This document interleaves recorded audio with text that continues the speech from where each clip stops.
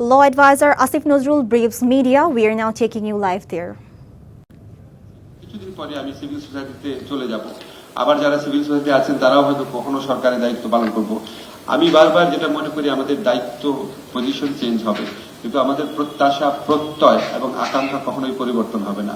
আমরা আমাদের এই দেশে আপনার বহু মানুষের রক্তের বিনিময়ে দেশ স্বাধীন হয়েছে, বহু মানুষের রক্তের বিনিময়ে ছাত্র জনতার একটা ঐতিহাসিক বিপ্লবের মধ্যে দিয়ে আমি মাঝে মাঝে ইমোশনাল হয়ে যাই যে এটা সম্ভব। আমরা চিন্তা করতে পারি 2 সপ্তাহের মধ্যে 1000-এর বা তার চেয়ে বেশি মানুষকে মেরে ফেলছে একটা সরকার।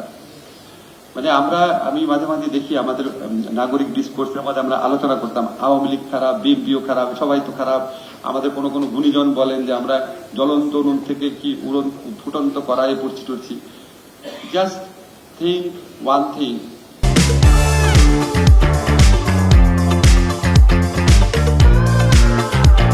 আমি এটা বারবার বলি, আবার বললাম, এরশাদ স্বৈরাচারী ছিল। 9 বছরে সে 30-40 জন মানুষকে মেরেছিল। 9 বছরে খুবই খারাপ, কোনোভাবেই সাপোর্টেবল না। আর শেখ হাসিনার সরকার 2 সপ্তাহে কমপক্ষে 1000 লোককে হত্যা করেছে, জাস্ট 2 সপ্তাহের মধ্যে, এবং আরো লোককে হত্যা করার জন্য প্রস্তুত ছিল। আশ্চর্য ব্যাপার হচ্ছে এরকম একটা নির্মম মানে খুনি রেজিম, এটাকে সাপোর্ট করার মতো লোকজন আমাদের সিভিল সোসাইটিতে ছিল। আমরা এই ভুলগুলা যেন না করি। আমরা খারাপই, সে কোন দলের, সে কার সন্তান, সে আপনার কখন কি করেছে বা কি করবে, আমার নিজের সুবিধা কি হবে, সেগুলি যেন কখনোই আমাদের বিবেচনায় না আসে।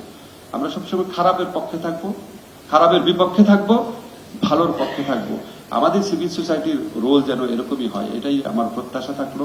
আমরা সবাই মিলে অনেক সুন্দর একটা বাংলাদেশ গড়তে পারবো, এই আশাবাদ ব্যক্ত করে বক্তব্য শেষ করছি। ধন্যবাদ।